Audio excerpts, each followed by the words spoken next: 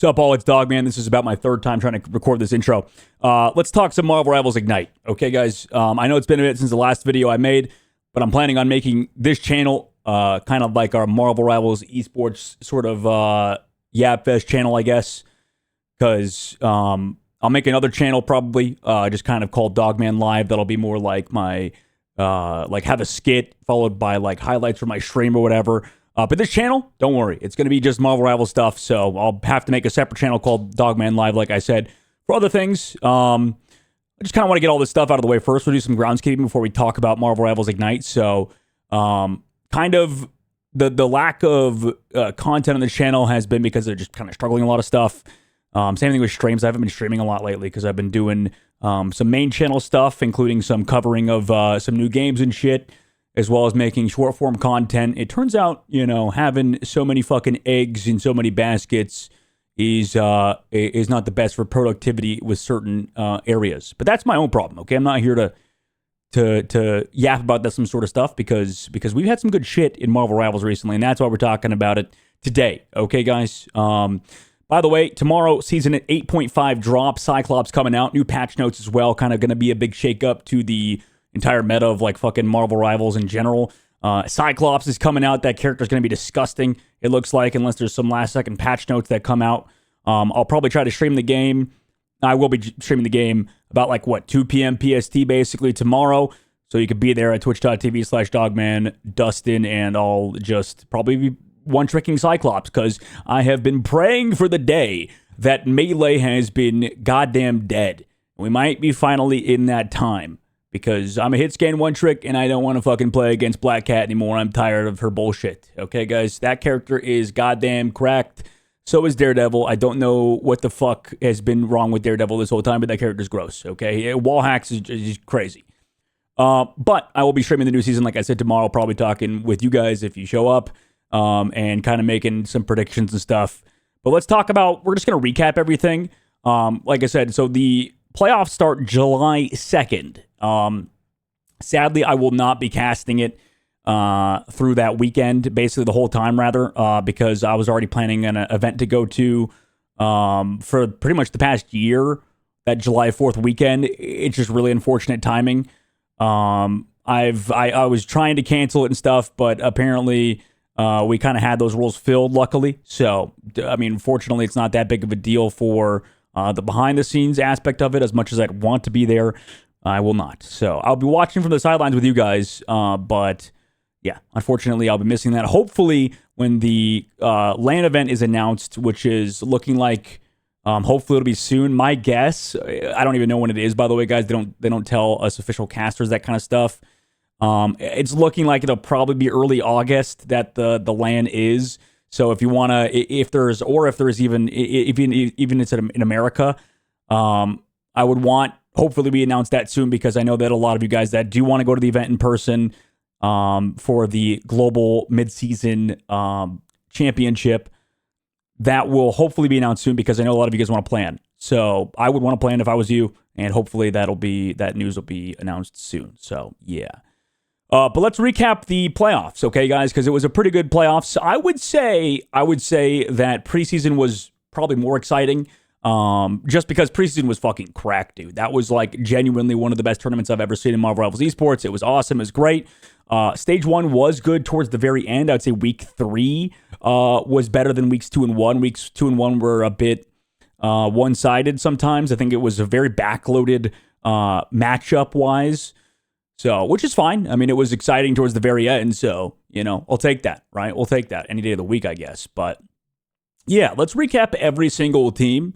And then I have some, like, awards I want to give out towards the very end, just personal awards. They don't mean anything, guys. Okay, listen, they won't mean shit, but they will be fun. So, stay tuned towards the very end for that if you want. But, yeah, let's talk about kind of the meta, too, by the way, that happened for this stage.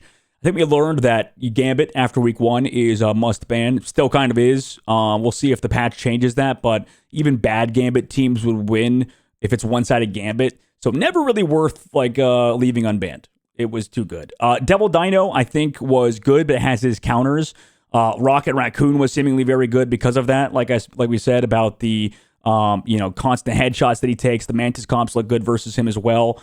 I think there were some like counters to Devil Dino, which was interesting because I think a lot of people like hated that character, and it did make things a little bit brawly and stuff.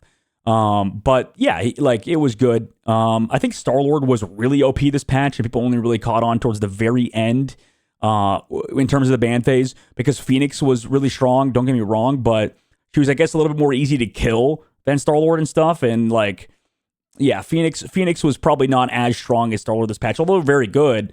It felt like Elsa could be replacing her at times and just be fine, right? Like, especially if there was full dive teams, Phoenix felt like killable, where that would be like a situation you'd want to have your hit scan player go to Elsa. It just felt like that character didn't need to be prioritized as much as like maybe Black Cat. Black Cat was really good. Daredevil also was very strong, but these melee characters, I think there were some hard counters to it, like Penny Parker and stuff. We were in like a pretty good, I think, rock, paper, scissors situation going on in terms of the ban phase. I think it was more entertaining for me to watch. And the ban phases, to be honest, felt like a lot worse out of teams this patch than in preseason. Preseason, I think teams had better ban phases. For some reason, this time around, it did not feel as strong. But maybe that's just the vibe I kind of got. I'm curious what you guys kind of think. People also overthink the ban phases a lot of the times, and I think even more so overthought at this time, for sure. But Triple Strategist is very strong. Rocket Raccoon's very strong. I think every strategist is very good, outside of maybe like a couple. Like, I think the Adam Warlock teams in general didn't play very well. Ultron's still very good, especially with the damage boost stuff. I mean, there was even a lot of Strat Pool. Strat Pool is very good against Devil Dino, like we said. That character just farmed Devil Dino, it felt like, whenever it got through. But it really felt like Star-Lord was the hero of the tournament. At least a lot of the teams that, couldn't play it really struggled, I think, this entire tournament. So, yeah, let's kind of talk about the overall group stages and individual teams. Okay, guys, so we'll first talk about Swamp Gaming and Group B. I'm going to talk about Group B in general first. So Swamp Gaming went 5-0 in their matches. They didn't drop a single map, guys. So they went plus 10 differential-wise, map differential-wise. They only lost a round to Sentinels on Celestial Husk. They lost a round to Burn of the Charla, to FlyQuest, and Hell's Heaven to Energy. So kind of the similar issues that they had in preseason. Team just not as good on domination as they are on Convoy Convergence. They still obviously won of those maps. I thought they actually looked better on domination than they did in the preseason, but that might just be because of meta or whatever. Seems like they're figuring it out a little bit, but might still be a weakness against like TLC, for example, in the playoffs. We'll have to kind of keep our eye on that. But still feels like the same kind of issues, I guess, that they had if we're nitpicking in that regard. But they looked really good. I think besides some experimentation with the ban phase versus FlyQuest, for example, in week 2, I thought their ban phases sometimes were a bit questionable. I think that's the only reason they had some close games. Was it FlyQuest or whatever? I think it was week 2. They just did some really strange bans versus them, and I feel like they didn't need to do that. But who knows? What Coach Fox is cooking up over there. I think this team looked very good no matter who is in, whether it was Daze or Madian. The only real glaring weakness I had was the Star-Lord stuff. Like, whenever Madian was in, they could play Star-Lord just fine, but then they kind of struggled playing the melee stuff. Like, then Melephobia looked a little bit more uncomfortable playing melee characters. Like, sometimes on melee heroes, you want to go in, you want to hard dive, and then sometimes you want to play counter dive and just play slow, kind of play back for their melee DPS to go and feed or whatever, or somebody to go and die instead of just going out and doing stuff, which can feel very bad, especially for these hit scan guys that are used to doing stuff all the time. A lot of the melee heroes are just about patience, about playing slow. I think Terra was very good at that. I think Daze is very good at that on their team. I think Speedley's very good at that. We'll talk about that later. But that was really the only struggle. And then versus 100 Thieves, I think they did a matchup. They did Melephobia and Daze in the lineup. And then they put Melephobia on the Star-Lord. Like, that was their only weakness, is maybe Melo couldn't play the Star-Lord because that character was fucking crazy. And then he played it last map, and it was very close, I think, versus 100 Thieves and stuff, but he carried towards the very end. He got like a pick on to Winnie, which won them the game. We'll talk about that when we get to the 100 Thieves game, but everybody's blaming Vinny in that matchup, but it was just that Melo just got a fucking one clip on Winnie somehow towards the very end, which was just game winning. So, yeah, I think Melo is still that guy. Also, it's tough. I don't know why teams haven't been banning more Luna Snow versus this squad. Like, Valentine is also really good on Luna Snow, and I think she had the best Luna Snow performance that I've seen on fucking Hell's Heaven. Like, it was just crazy, like how much value she got on that hero and how much damage and freezes happened. Like, it was just crazy. It was like one of the best Luna Snow performances I've seen. But yeah, I mean, we're whenever we mention the negatives with this team, we're really just nitpicking because their Vanguard line's good, their Duelist line is good, their Strategist line is very good, and they're a team that's been together for a while, and that's why we've always talked about, or at least I've always talked about, the consistency of playing together for a while. And even though these guys have had some pretty big, uncomfortable situations with, not winning the grand finals sometimes in big tournaments, they're still a very good team. And I think that they've just kind of gotten better with the addition of Forky Dog as well from Solaris and the TSM guys basically back when they were them. They've been really good, man. Like, they've been really fucking good. So yeah, and they made it out of a really hard group. I think people can kind of agree that Group B was a harder group than Group A was generally. And that's what we're talking about. The next team being Sentinels. Sentinels had a 3-2 record with a 7-5 map record with a +2 differential. Overall, this was a very good team at times. They had a very kind of confusing group stage, I feel like, because they would look dominant at times whenever they got like Captain America and stuff. But again, the Captain America bands kind of coming through to bite them in the ass, with Crimso's hero pool sometimes being into questions. Usher, I think, really was popping off as well. Everyone's talking about Rye playing strategist and whatever. But yeah, I think that this team, whenever Rye is playing melee characters, does do well. Whenever he can dive along Crimzo and stuff, whenever Usher gets to play basically whatever, like, this guy looks fucking really good now.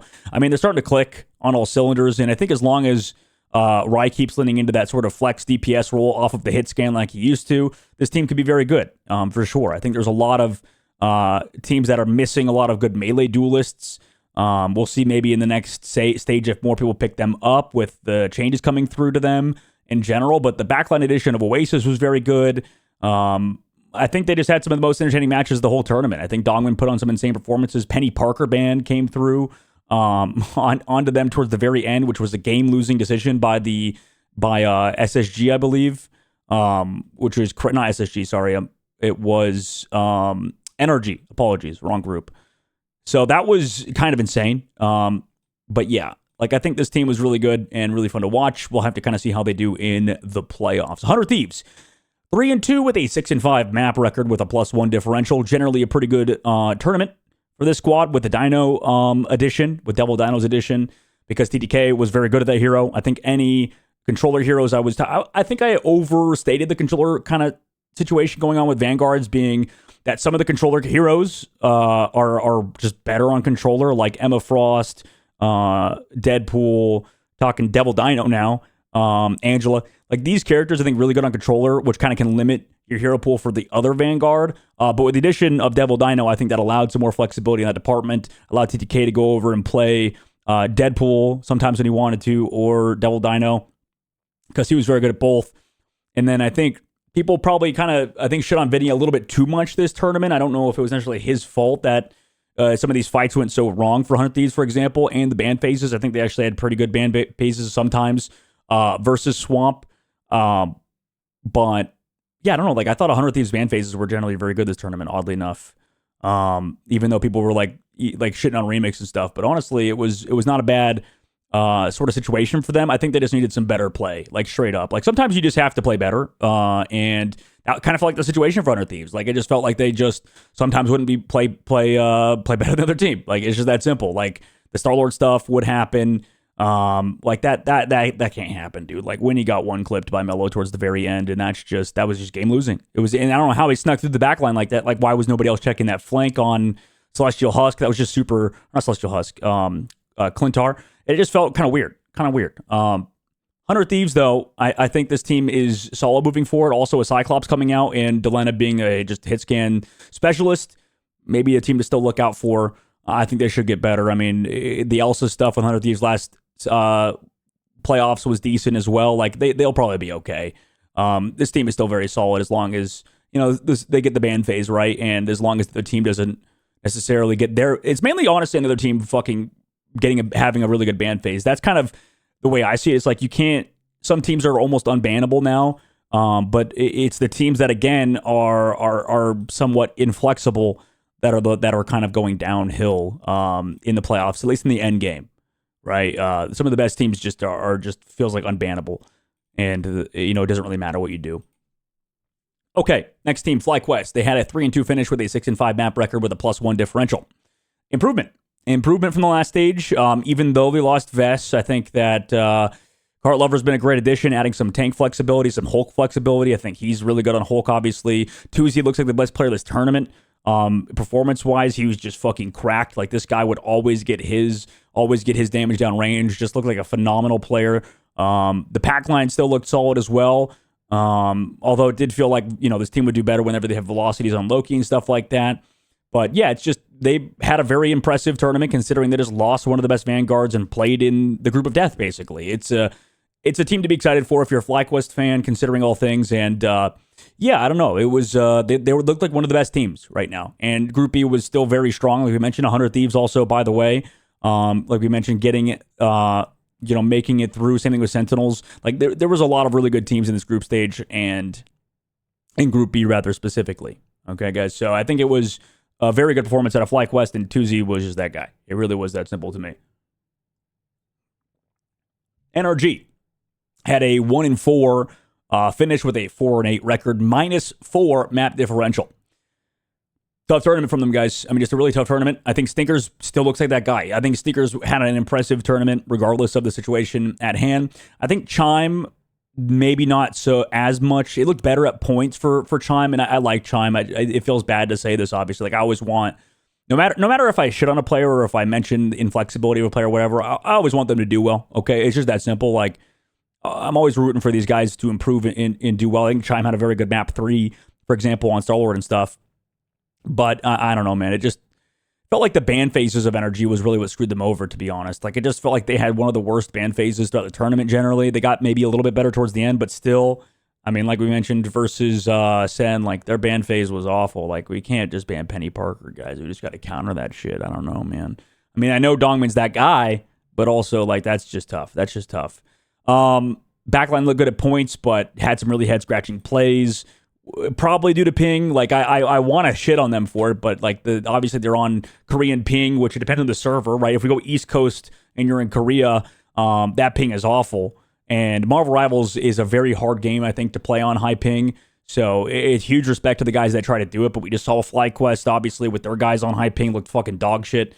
And now, obviously, on low ping, fucking Tuzi's that guy. So who knows? Like, we could have the same thing with the backline of NRG. It's just like we can't.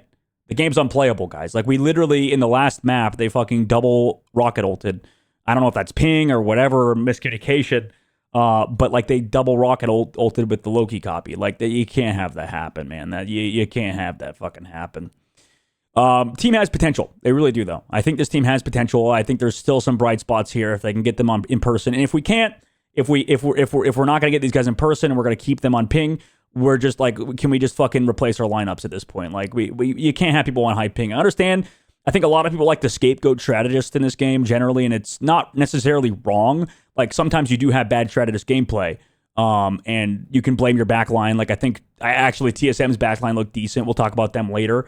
But like, I feel like that's most backlines in this tournament. Like, you can say every backline has massive mistakes at points. Like, everybody's struggling with that role right now, it feels like. Even though it's a very strong role, not a lot of strategist players have hands, basically, in this game, it feels like. So it's not exclusive to your team if you're having problems in the backline, basically, is what I'm trying to say. So, like, everybody's having that kind of problem, unless you're, like, Team Liquid Citadel or even Swamp Gaming or whatever, Like, I feel like everybody's kind of having the same... They're in the same boat, basically.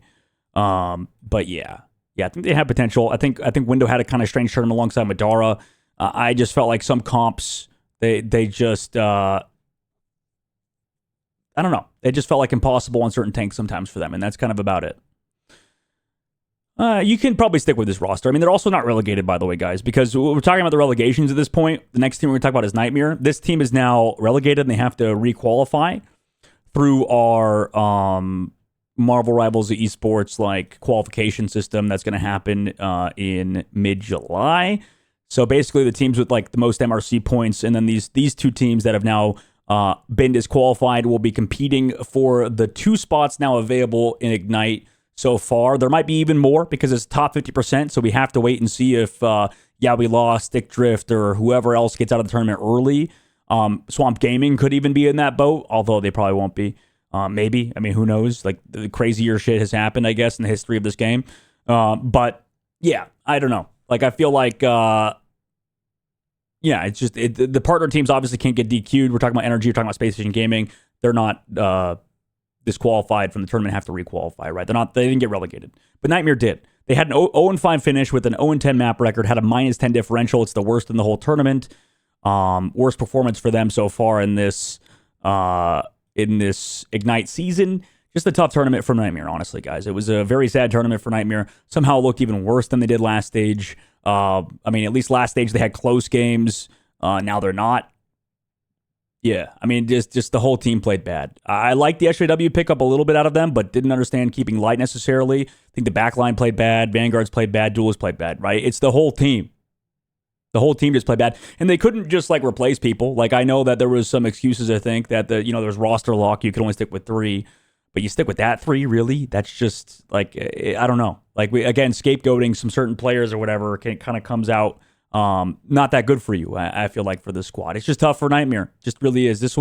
I feel like I should be upset. Like, obviously, I don't have it out for anybody on this team. I know people, like, will talk about, like, a feud between me and Mace or whatever. But, like, I just don't want to see bad gameplay. Also, I feel like, at least in preseason, this team had expectations, which is probably why I got more heated talking about Team Nightmare last stage in the preseason, because people were talking about Nightmare like they were a top 5 team. Okay, guys, just to be frank, like, people were saying that Nightmare was going to be a top 5 team in the tournament. Just weren't. It was close. Like, they had close games, but they kind of were choking those big games, which is fine. That's like a decent issue to have. You could fix that.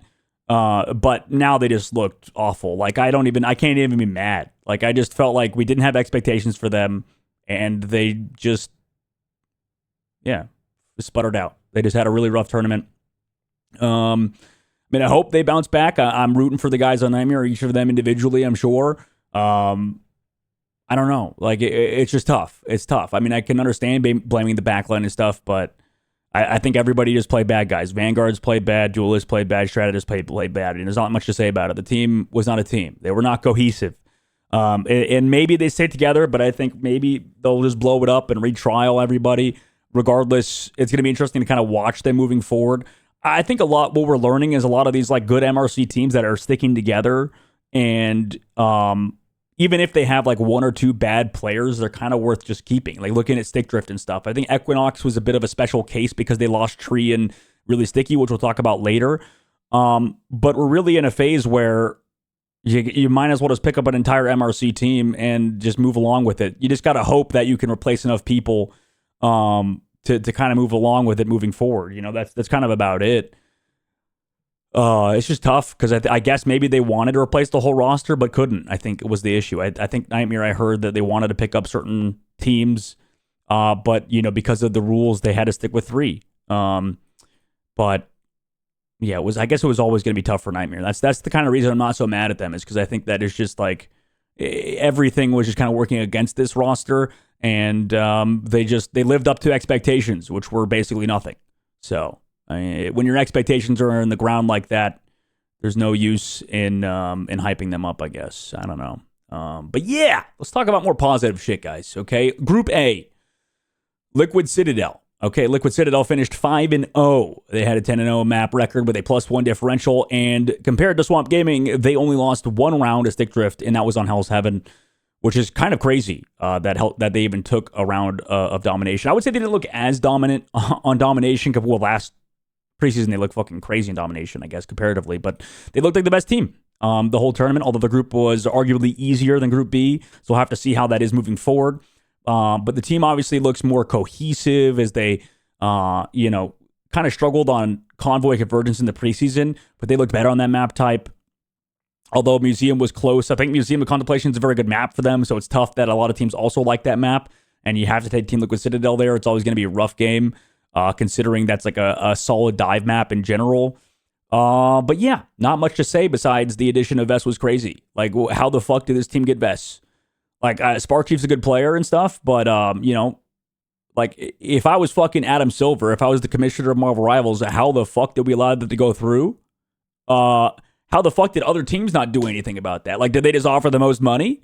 If they did, fucking, I don't know, man. That's rough. You know, we got to get some more money involved. I got to be mad at my owner at that case. Like, come on, guys. Like, you can't get fucking Team Liquid, Citadel, Vest, and Pauly, man. Like, that's fucking ridiculous. Like, if Vest was standing on a team that was like FlyQuest and was pretty much their hard carry when everybody's on ping and stuff, and whenever you give this team Rogue Gambit, he's that good. I don't know, man. I don't know. There's not many like Vanguards that have the hero pool that Vest kind of does. And that's the tough part, especially for Spark Chief, is that, you know, it's not that Spark's a bad player. It's just that fucking Vest can play all of the anchor heroes alongside dive heroes, which is just kind of impossible. Like, you shouldn't be able to do that. Like, you shouldn't be, like, Heart Lover kind of has that hero pool a little bit for FlyQuest, kind of. Like, he will play the Hulk, I guess, in comparison, and Emma and stuff. Like, you know, it's impressive that he can play the Emma, can play the Double Dino, can kind of play whatever. You're not supposed to be able to do that, guys. Like, that's a little bit unfair, you know. That's just like, how do you have a player that can flex that much? You know, that's kind of crazy. Like, this whole game, the reason why it's so difficult in the pro scene is because you can sort of get banned out and have to be on certain heroes where we're just kind of handless on. But it just seems like this team is not handless on anything, right? I mean, Vest, maybe like he fed a little bit more on Double Dino and stuff than you would like, but like tough to really argue against them. Like, the only downside maybe is for Liquid Citadels, because they're dominating so much. Like, maybe they're a little bit behind the meta in that regard, because what happens sometimes, like we talked about before, is that if you do well in practice, you can still, if you're the best team in the game, for example, and you're against a team that's not as good, for example, week 1, I think, versus we lost, they can run off meta stuff and then, you know, still lose because you're just the better team. So they might be running something better than you, but because you're the best team in the game, you can kind of win on not as optimal compositions. So it can be tough to evaluate whether or not certain comps are good, basically.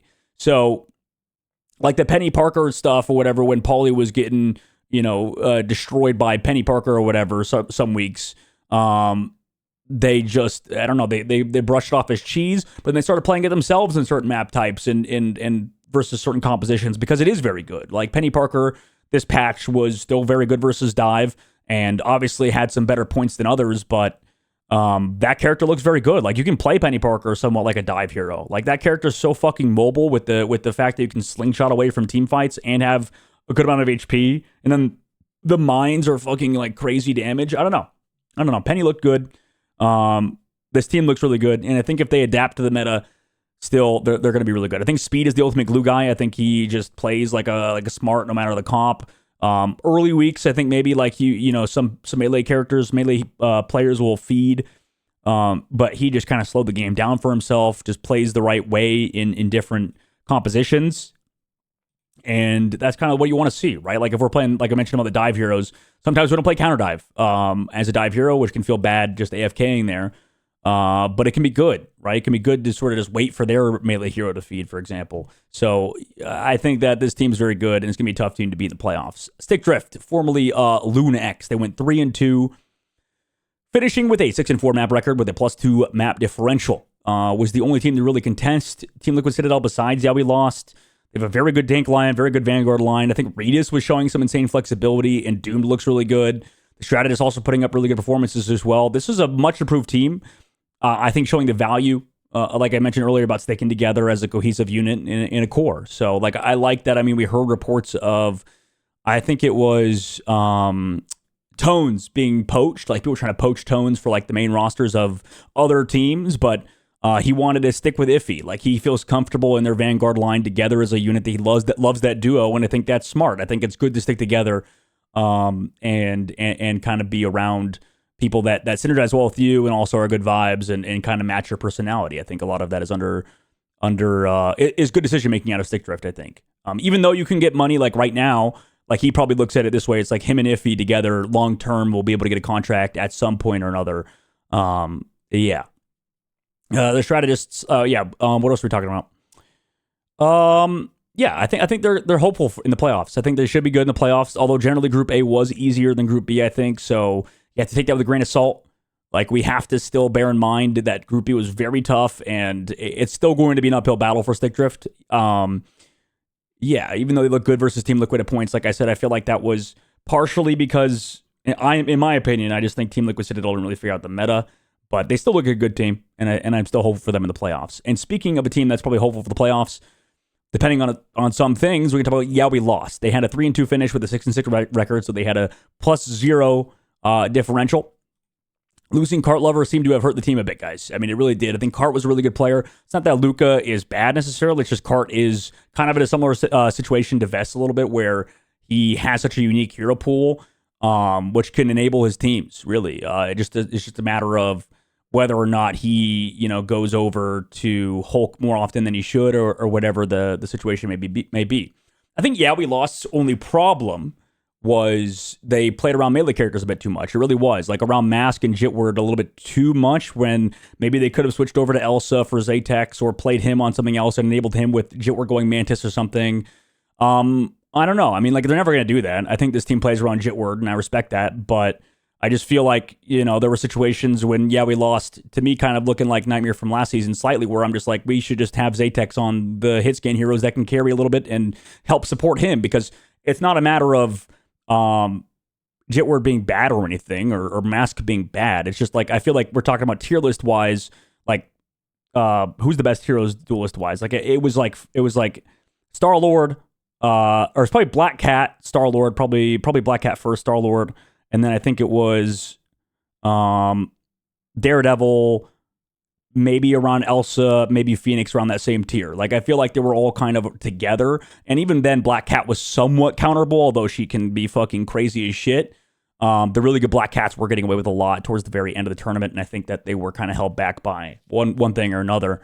Point being was, I just feel like this team tried to play around too much around their melees when the melees would get banned out in the ban phase, like Daredevil and stuff or whatever, or they would try to protect melee characters earlier on, which can kind of screw them over in the strategist line, sometimes with not getting Rocket or whatever. So I just feel like they played a little bit too much around their melee stuff, and I think that they would be just fine playing around Zatex, basically. So hopefully they get to do that more in the playoffs if they want to succeed. But who knows? Who knows how this team does? They're always fucking crazy and always want to do some insane shit. TSM actually did it, guys. They went 2-3 finish and made the playoffs with a 5-8 record with a -3 differential. They actually did it. I mean, I was probably TSM's biggest hater, and you have to give them props. They made the playoffs, and that's a big deal, right? Like, this team just was really good at hit scan when it mattered. And I think some teams, the only reason they're kind of making the playoffs now is there were some really bad ban faces versus TSM. Like, some teams just didn't ban hit scan versus TSM sometimes. And it was just like, what the fuck are we doing? Like, we can't just give these guys fucking Phoenix, Elsa, whatever else. Like, I don't know. Just like I mentioned about the ban phases, this felt like the really bad ban phase out of teams this whole tournament. Now, this team is very, very good on hit scan characters, and they're getting, there's getting some changes next patch, and a lot of the melee characters are kind of falling off. So, might be fun to watch in the playoffs. TSM might be good, and I think that they can play well. Like, this team has moments and has instances, and I think their backline looks better. I think Brady looked really good on Luna Snow whenever he was able to play that. I think they would win whenever he played Luna. Gilbert looks solid on Loki. I think with a little more time, the backline can figure things out. I don't know. This is going to be a fun team to watch in the playoffs, and I'm happy for them. And I think that, like I said, I was TSM's biggest hater. I thought they didn't do enough changes in the offseason to pick up melee characters, but in the long term, we're now in a playoffs where melee characters are kind of dead a little bit. But I'm looking forward to seeing TSM in the playoffs. That's kind of about it. It's SSG, they finished 2-3 with a 6-7 record, having a -1 differential. They are out of the playoffs, and they lost the very last day to be eliminated to we lost. And like I said, but TSM better send some shit to Zatex, because we lost, beat SSG in the last day and qualified TSM in the playoffs off of their win from Equinox. So SSG, tough tournament, guys. I mean, tough tournament. They really should have beat Equinox the last day. We lost that last day, and just a tough tournament. Just a tough tournament for SSG. Zanji didn't look as good as he did in the preseason generally on the melee heroes. Necrise and Milkboy seemingly couldn't synergize. They couldn't figure things out. Necrise, obviously, we talk about the controller Vanguards again. I think it was really tough. Like, he went Angela sometimes when it was just like, why the fuck are we going Angela, bro? Just a very odd tournament at SSG. And I mean, like, I'm still a little bit of, like, I over talk about the controller players being bad, I think, on Vanguards and stuff. because of the hero pool issues that they have. But I don't know, man. Like, I don't know. It was just a tough situation. I'm still kind of a controller Vanguard hater. I think they're very good, and it's impressive they could play so many Vanguards at a high level that on a controller when nobody really does. But I think it might limit your hero pool a little bit too much at times, unless you have a very flexible off tank. Like, if you have Vest on your team, like, I could see you doing it. But I don't know. Just a tough game. Just a tough whole stage 1 for SSG. You know, they're not including SSG or in relegations though. They're not including relegations because they're a partner team. But I still hope they make some changes in the offseason. So yeah, I personally haven't liked Necrise in this lineup. That's kind of about it for me. I feel like maybe they should replace him, but you know, maybe he steps up. Maybe there's more controller players that are very good. Next patch or something. Yeah. Equinox, they finished 0-5 with a 2-0 record, had a -8 differential. They just looked flat all tournament. Trupio had his moments. Wada did as well, but just something wasn't clicking with the team. I mean, it's tough because they keep having people replaced. Like, obviously, before preseason, they had really Sticky and Tree, and then they can't play with them because they're underage. Then they had Zanji, and then he gets replaced. And by the way, now it seems like Zanji's not doing well on SSG, and then they're not doing well without Zanji. Just a tough read on the meta, I think, at points and ban phases. They just couldn't figure it out, and I think it's tough because they have to requalify now. They have to go back through the gauntlet again. Maybe they could do so with Tree and whatever. We'll see how that goes, though. They have to requalify along Nightmare now. But, yeah, I mean, it's tough for Equinox. I didn't have expectations, I think, for the squad after just getting poached every single stage so far. But we'll kind of see. Hopefully they get their young guys together, or we'll see if they get poached or something like that. Yeah. Let's talk about the overarching tournament, and then we'll get into the awards. Okay, guys? So really fun, like I mentioned last week of the tournament. I thought it was great. The first 2 weeks were kind of boring a little bit, outside of some like meta stuff with Penny Parker being in the meta. But it was really backloaded. Like, every match mattered week 3, and it was exciting. It was a lot of fun. So thank you guys for watching if you did, and thanks for being interested in this kind of content, because I think it's worth talking about. It's fun to talk about, even though I am kind of covering a lot of other stuff. Marvel Rivals Esports has a special place in my heart, and I love talking about this shit and hero shooters in general. So, but Marvel Rivals specifically, like I fucking hate Deadlock, like random Deadlock stray out of nowhere. But that game fucking sucks. I would never cast that garbage. Comparing this though to the preseason, yeah, that was a really fun tournament in the preseason, guys. Like, that's about it. Like, preseason tournament, I think we're probably never gonna see something like that again, or it's gonna be once in a blue moon, because the preseason was fucking special, guys. And I really think if anybody that watched it was very lucky to be in that moment in the Marvel Rivals esports scene, because I mean, there's probably not going to be another tournament that's that tight, and maybe Worlds this year is going to be a fucking banger. Who knows? That's going to be exciting to see. Maybe midseason is going to be sick. But it was a fun stage, honestly. It was great towards the very end, and I think the meta stuff is exciting.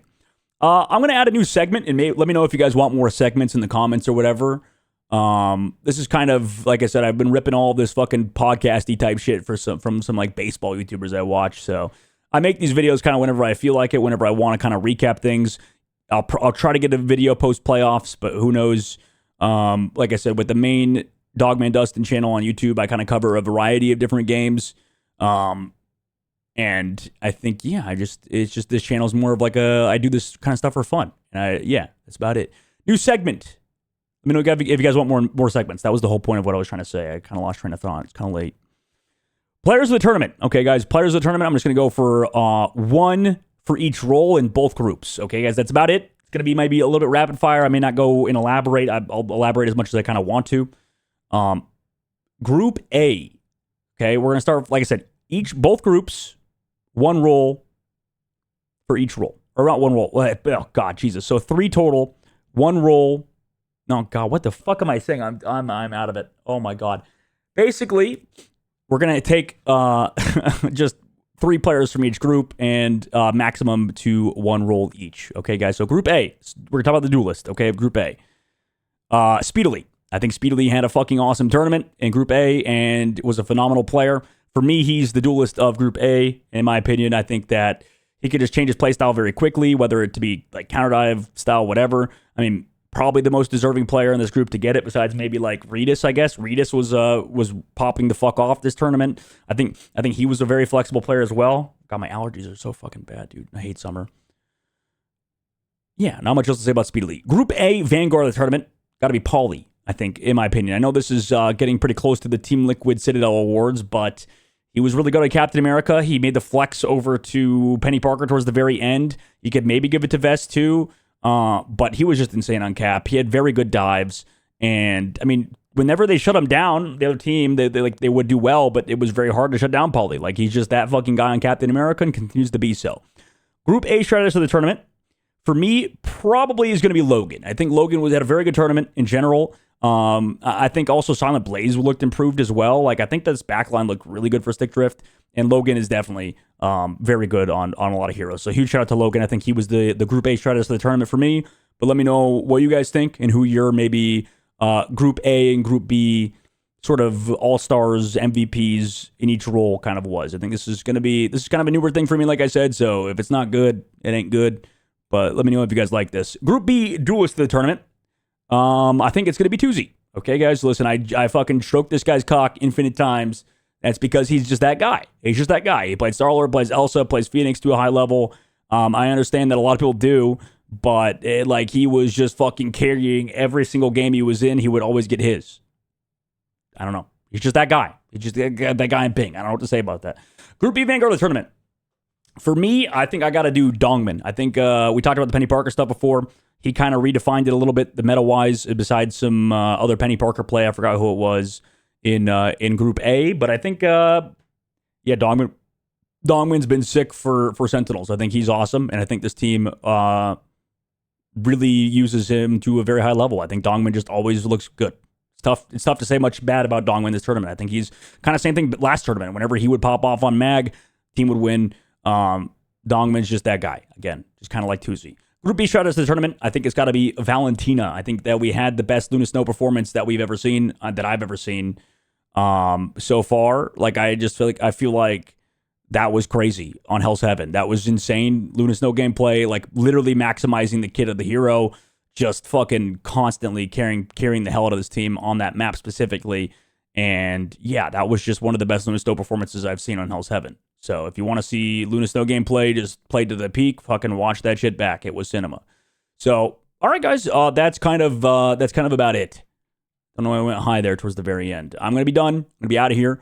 I don't think there's much else to say besides be here tomorrow, 6/12 at 2 p.m. PST. I'll try to be awake for some Marvel Rivals Cyclops. And, yeah. See you guys tomorrow, okay? See you guys tomorrow. Have a good day. Have a good night. Make sure to watch my other videos, other content, I guess. I fucking post short form slop. You can watch those on my Instagram too, I guess. Join the Discord. Follow me on Twitter. Suck my dick.